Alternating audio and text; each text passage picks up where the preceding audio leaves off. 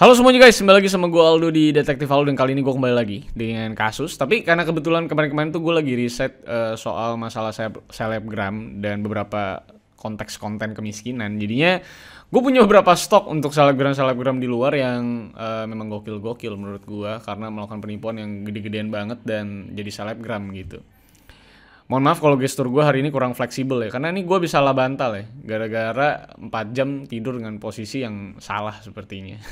Jadinya nih kepala gue gak bisa nengok kanan kiri atas bawah gitu. Jadi kalau agak-agak kayak Terminator ya, mohon maaf ya. Nggak tahu masih ada yang banyak kenal Terminator nggak sih? Itu filmnya Arnold Schwarzenegger ya, kalau belum tahu ya. Tapi inilah dia kasusnya soal Ramon Abbas atau dikenal dengan Hush Puppy. Itu dia ada di Instagram, followersnya tuh banyak banget dan emang postingannya kaya-kaya banget lah. Pokoknya barang-barangnya tuh kalau dikumpulin ya di Zimbabwe yang mungkin anak-anaknya belum sekolah ya, itu tiba-tiba pada lulus S2 semua kalau barangnya dikumpulin semua. Karena barangnya mahal-mahal banget dan ternyata nipu gede banget. Dan metode nipunya juga gokil banget. Dan memang ini adalah betul-betul kaya dari menipu. Ya kalau biasanya kan pura-pura kaya untuk nipu. Kalau ini enggak, emang bener-bener kaya karena dari menipu. Nipunya juga kayak ini, telepon-telepon menang-menang giveaway palsu. Nah kayak gitu tuh kalau di Indonesia. Cuman mereka punya metode yang berbeda, tapi mirip-mirip lah. Nah mari kita bahas soal Ramon Abbas atau aka Hush Puppy, yang menjadi salah satu selebgram yang kaya banget karena nipu gitu ya. Jadi mungkin dia sering-sering nelpon gitu, Anda menang nih gitu, tapi ternyata palsu semuanya. Mari kita bahas. Jangan lupa like, share, dan subscribe. Follow gue di @rivaldosantosa, gue di Instagram dan di Twitter. Kalian bisa DM gue kasus yang menarik untuk bisa gue bahas. Let's begin the case, guys. I lost myself. I waited still. Nah ini dia Ramon Abbas, dikenal juga sebagai Hush Puppy atau Hush atau Ray Hush Puppy.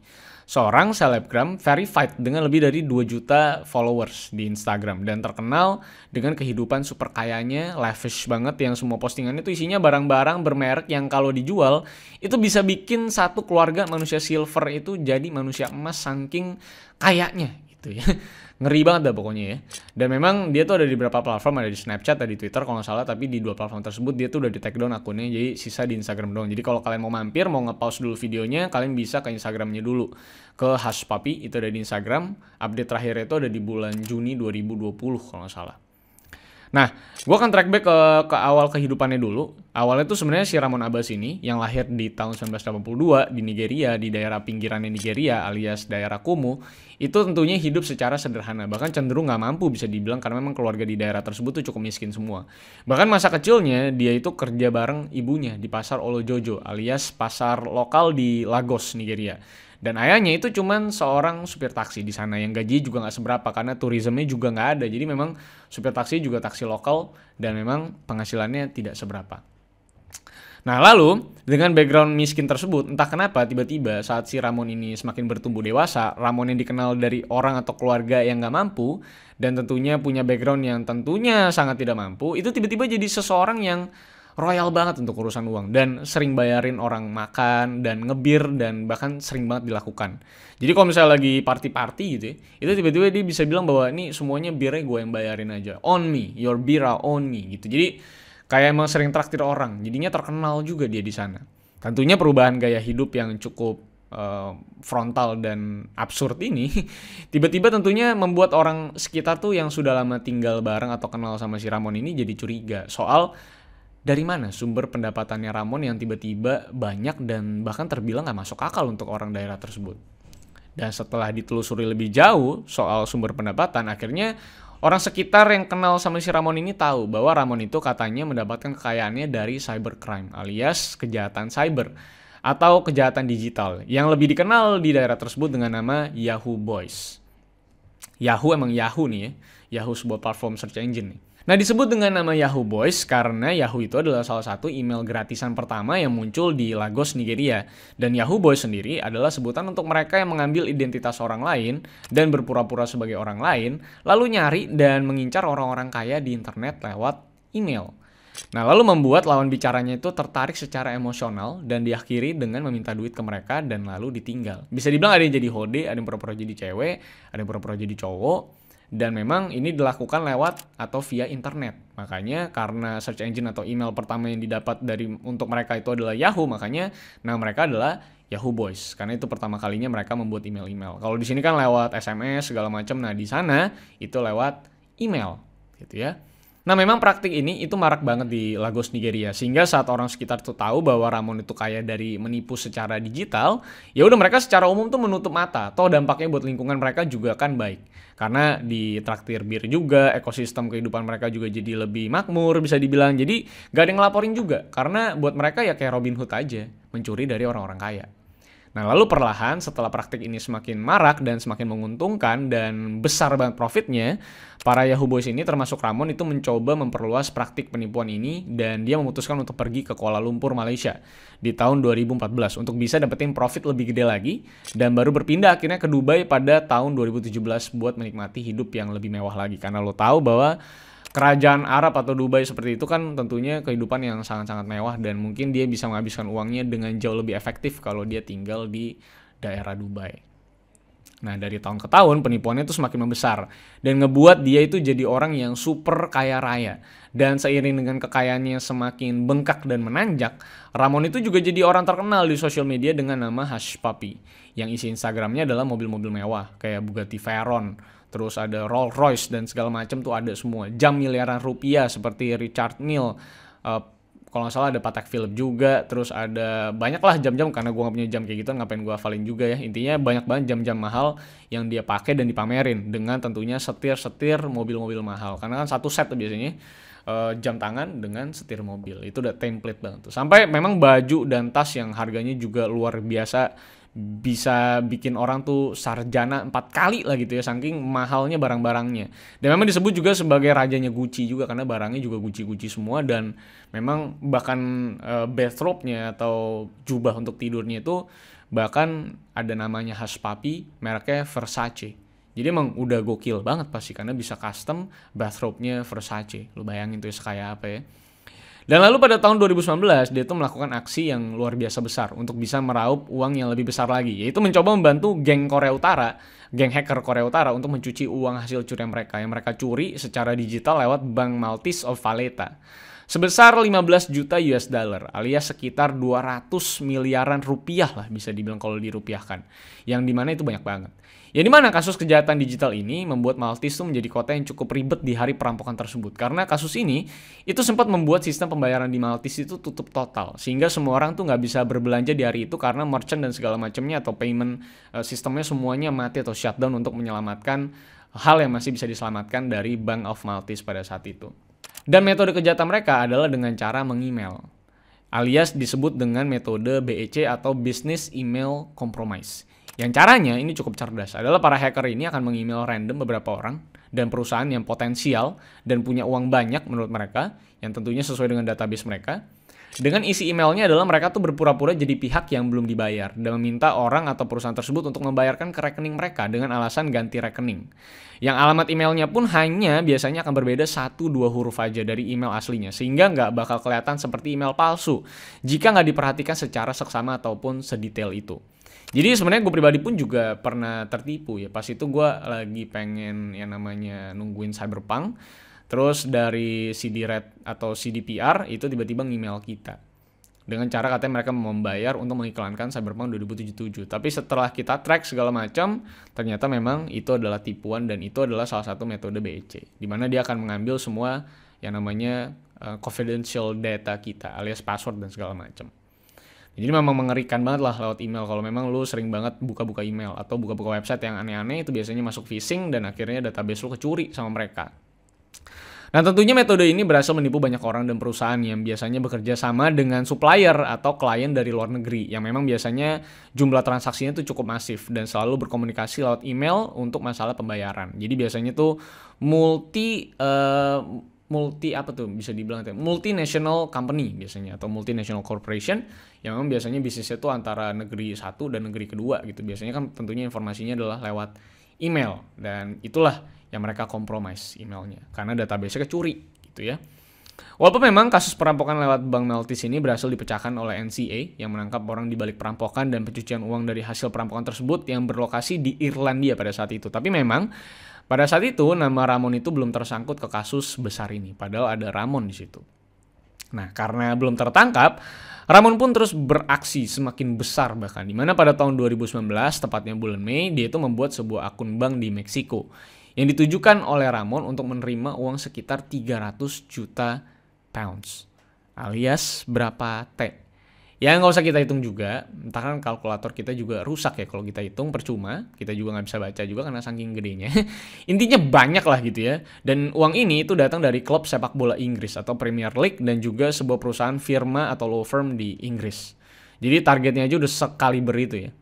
Metodenya pun masih sama, Ramon ingin menipu kedua badan besar tersebut dengan cara BEC, atau yang namanya Business Email Compromise, di mana Ramon itu mengemail kedua badan tersebut dengan berpura-pura menjadi seorang supplier dari kedua badan tersebut yang mengatakan belum dibayar, dan menginformasikan kepada dua badan tersebut bahwa mereka ada perubahan akun bank untuk metode pembayaran. Dan seperti yang gue bilang, bahwa email yang dipakai itu juga sangat mirip dengan email supplier yang dimaksud. Makanya kadang perusahaan ini juga nggak bakal sadar bahwa mereka tuh lagi berhadapan dengan email penipu gitu, saking miripnya. Tapi sayangnya memang penipuan ini nggak berhasil karena bank di Inggris pada saat itu menolak untuk melakukan pembayaran ke akun bank Meksiko yang sebabnya adalah alasan keamanan. Sehingga akhirnya usaha ini gagal bisa dibilang. Dan karena memang sulitnya melacak siapa dalang dari seluruh usaha penipuan ini, ya Ramon tetap bisa bebas dan pamerin seluruh kekayaannya lewat Instagramnya bersama dengan foto-fotonya bersama dengan para wanita cantik dan seksi ala-ala orang-orang kaya yang biasanya semuanya besar gitu ya, karena memang itu biasanya favorit dari para laki-laki kaya gitu ya. Dan karena itu juga korban yang berjatuhan juga semakin banyak karena Ramon nggak bisa dideteksi dan jumlah uang yang hilang juga semakin banyak. Bahkan ada salah satu korban yang bercerita kepada pengacaranya bahwa dia tuh kehilangan 500.000 pounds sterling alias 7 miliar rupiah kalau dikonversikan, dan membuat dia akhirnya harus dideportasi dari Dubai, tempat di mana dia tuh udah tinggal lama di situ karena hutang yang menumpuk dan ketidakmampuan untuk membayar hutang tersebut, yang ngebuat akhirnya korban mau nggak mau ninggalin keluarganya yang nyangkut juga di Dubai. Jadi itu salah satu cerita sedih dari korbannya Ramon ini yang kehilangan cukup banyak uang.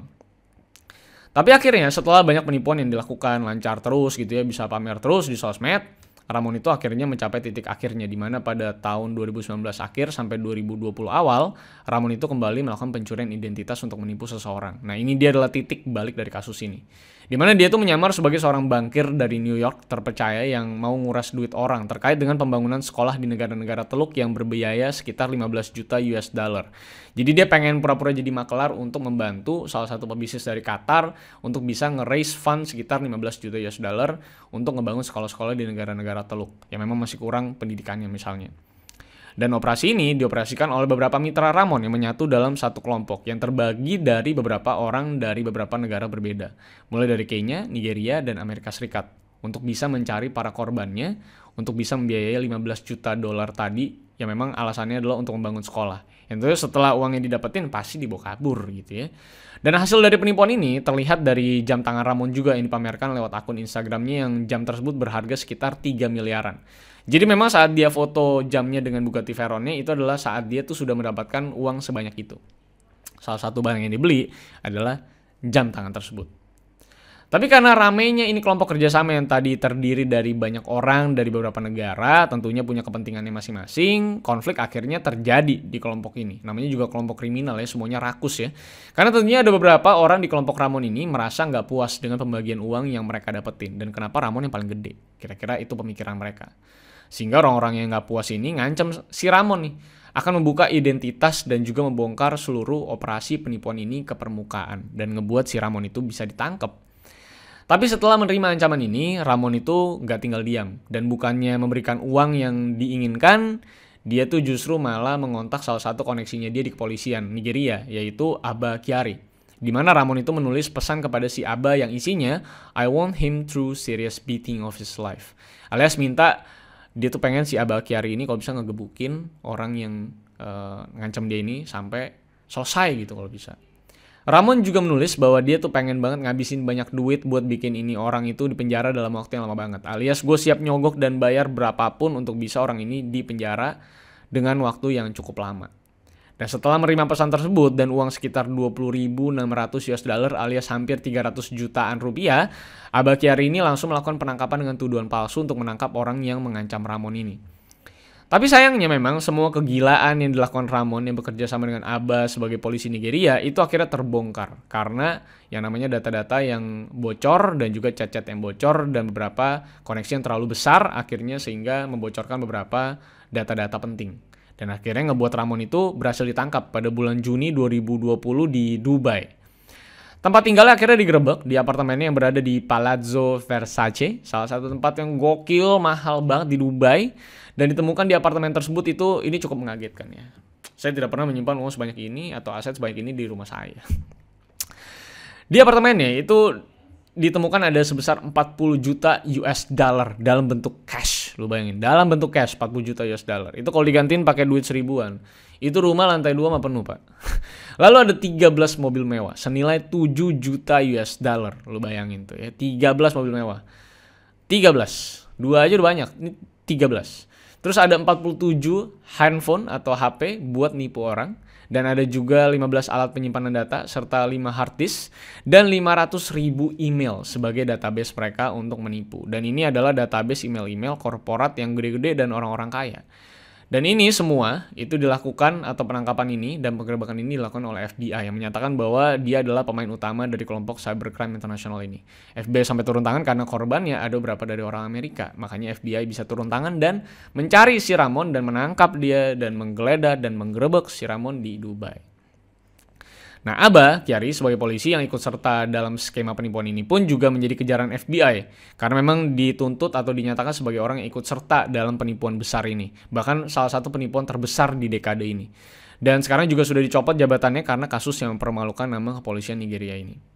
Dan setelah dihitung oleh FBI, total kerugian yang dialami oleh para korban Ramon ini mencapai 1,8 miliar dolar. Yang lagi-lagi nggak perlu juga kita hitung karena ya intinya banyak banget gitu. Percuma juga kita hitung ya. Jutaan dolar aja udah banyak apalagi 1,8 miliar dolar aja. Dan dipercaya seharusnya lebih dari angka tersebut karena banyak yang tidak terdeteksi. Nah sampai sekarang persidangannya pun sudah berlanjut. Instagramnya udah gak pernah update lagi pasca penangkapan terakhir 2020 makanya. Dan Ramon sudah mengaku bersalah atas kasus ini. Tapi tetap Instagramnya belum dimatiin sama Instagram, entah apa alasannya. Tapi yang pasti beberapa akun sosial medianya sudah ditutup oleh masing-masing platform. Padahal penutupan akun Ramon ini sangat krusial bisa dibilang untuk ekosistem dan society manusia di Nigeria. Dan memang harus dilakukan. Karena dinilai banyak banget orang-orang tua yang mengajarkan anak-anaknya untuk bisa belajar seperti Ramon yang berhasil sukses dengan menjadi Yahoo Boys. Tapi lagi yang selalu menggagalkan skema-skema besar seperti ini adalah keserakahan selalu. Coba mereka tuh bisa berhenti di satu titik, bersifat adil kepada timnya, ini harusnya gak bisa terjadi gitu. Jadi memang lu kalau ngomongin siapa, Pablo atau si El Chapo, semua tuh yang gede-gede yang lawan kriminal tuh selalu runtuh karena sebuah keserakahan. Pasti deh lu coba lihat aja, semuanya tuh pasti karena serakah. Yang sebenarnya di mana titik finansial mereka tuh sebenarnya mereka udah bisa pensiun gitu. Bahkan kalau mereka misalnya pensiun gitu ya, di titik-titik tersebut seperti Ramon ini, misalnya udah gitu ya, udah saya stop gitu ya. Itu kalau misalnya dia tinggal di Jakarta atau di Malang gitu mah. Bisa itu beli rumah di Menteng atau Hang Jebat, Hang Lekir gitu, atau tinggal di mana gitu yang depannya Bundaran HI mah bisa gitu. Karena duitnya udah parah banget menurut gue. Tapi karena memang orang kaya itu tidak pernah cukup, memang manusia juga tidak pernah merasa cukup gitu ya. Mayoritas selalu ingin lebih dan lebih karena konsumsinya juga semakin lebih, makanya mereka membutuhkan uang yang semakin banyak. Dan biasanya memang selalu dikejar adalah money, fame, and power biasanya. Dan itu ketiga lah adalah 3 aspek yang kadang selalu meruntuhkan seseorang dari tahta terbesarnya. Jadi semoga kalian kalau misalnya nanti udah kaya ya, kalau bisa jangan sampai serakah, jadi tahu kapan harus berhenti, kapan harus stop, dan harus tetap bersifat adil kepada siapapun di tim lo khususnya, supaya tidak terjadi keributan-keributan seperti ini ya, karena munculnya dari ketidakadilan dan keserakahan. So itulah dia kasus seorang selebgram kaya men, semua orang mengidolakan gitu ya. Kok bisa kaya banget lu, Hush Puppy, Ramon. Ternyata nipu Jack, nipu semua orang gitu. Malu banget gitu kan ya, kaya-kaya nipu. Udah tinggalnya di Versace di Dubai, ngeri kali gitu kan. Aduh, kepala gue kena nih. Kenapa gitu ya. Tapi itulah dia manusia ya. Tapi semoga ini jadi pembelajaran ya, supaya jangan pada nipu-nipu ya. Kalau mau keren di Instagram ya pastikan harta beneran, Jack. Jangan nipu dan nyolong gitu kan, dosa ya. Tapi udah itu aja. Sampai jumpa di kasus-kasus selanjutnya. Harusnya sih gue masih ada beberapa kasus selebgram, tapi mungkin nanti gue akan selipkan beberapa kasus yang udah gue riset. Dan entah kapan lagi nanti aku akan kembali lagi dengan beberapa topik yang menarik. Jadi jangan lupa untuk like, share, dan subscribe. Pastinya kalau kalian mau support, gue mau goes to 1 million subscribers nih. Jadi tolonglah support gue gitu ya. Dibantu subscribe gitu. Dan jangan lupa juga untuk like, share, dan subscribe video ini sekali lagi. Dan follow gue di @rivalsantosa. Gue di Instagram, ada di Twitter. Kalian bisa DM kasus yang menarik. Dan pastinya silahkan kalau misalnya kalian nonton video gue bisa di storyin. Nanti gue akan repost gitu ya. Karena itu menjadi bentuk apresiasi banget. Kalau ada yang nonton terus apresiasiin dengan cara lu nge-storyin dan ngasih beberapa pesan ke gue. Itu benar-benar membahagiakan gue. Makanya gue pengen apresiasi dengan cara merepost gitu ya. Walaupun emang gue repost pun juga kan gak ada yang follow lu pada. Tapi setidaknya itu bentuk apresiasi tersederhana yang bisa gue lakukan kepada kalian semua penonton gue ya. Anak-anak tiri semua di Nusantara ya. Yaudah sampai jumpa. Karena masih banyak kasus-kasus menarik yang bisa kita bahas dan kita kupas di muka bumi ini. So see you on the next case, guys. I lost myself. I waited still for a glimmer to arrive. I know it